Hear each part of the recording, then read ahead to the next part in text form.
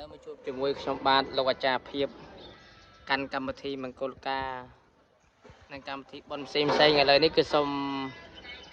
ជម្រាបដល់ពុកម៉ែបងប្អូនទាំងអស់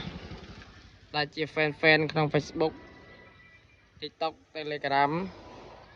ដោយចាប់ផ្ដើមបើកដំណើរការហើយអញ្ចឹងបើសិនជាពុកម៉ែបងប្អូនដែលបានធ្វើដំណើរឆ្ពោះពីភ្នំពេញតាមស្រុកតបែមកកាន់ស្រុកឆ្លងចាំបើសិនជាពុកម៉ែបងប្អូនណាដែលបានលោកអ៊ំពូអ្នកមីងបើបានជិះកាត់ផ្សារឆ្លងណាបើសិនបានជិះកាត់ផ្សារឆ្លងអីឃើញកដោបំពងគ្រួសារកក់ក្ដៅដែលស្ថិតនៅស្រុកឆ្លងខេត្តកាចេះដែលលក់ដោយចាយធំណាត្រូវជាបងប្អូនចាំបើសិនពុកម៉ែបងប្អូនណាបានជិះកាត់ផ្សារឆ្លងអីឃើញកដោបំពងអីកុំភ្លេចជួយទិញផងក្នុងមួយប្រអប់នេះគឺ10000រៀលហ្នឹងហើយ10000រៀលអញ្ចឹងបើសិនពុកម៉ែបងប្អូនបានឃើញឬក៏បានជិះកាត់ផ្សារឆ្លងអីយ៉ាងណាកុំភ្លេចចូលជួយទិញចរិតផងឆ្ងាញ់ណាស់ចរិតនេះហើយចាប់ផ្ដើមបើកអីដំណើរការនៅថ្ងៃសុក្រណាទី14ខែ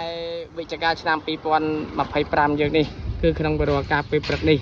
ទូរស័ព្ទដែលអាចតាក់ទងបាននេះគឺចាយធំស្រុកឆ្លងខេត្តកាចេះគឺលេខទូរស័ព្ទ067 899 843ណាសូមបញ្ជាក់ម្ដងទៀតនឹងលេខដែលលក់កដោបំពងណាគ្រួសារកក់ក្ដៅគឺលក់ដោយចាយធំស្រុកឆ្លងខេត្តកាចេះ067 899 843អញ្ចឹងបើសិនពុកម៉ែបងប្អូនចង់កំងអីតែមកកំងគាត់ឲ្យហើយមកប្រអប់តែ10000រៀលគត់ណាអញ្ចឹងរួចរាល់ឡើងឆ្ងាញ់ណាស់បើសិនតែបានជិះកាត់ផ្សារឆ្លងអីកុំភ្លេចហើយនេះគឺជាផ្លូវណាផ្លូវគឺមកពីខាងស្រុកតបែ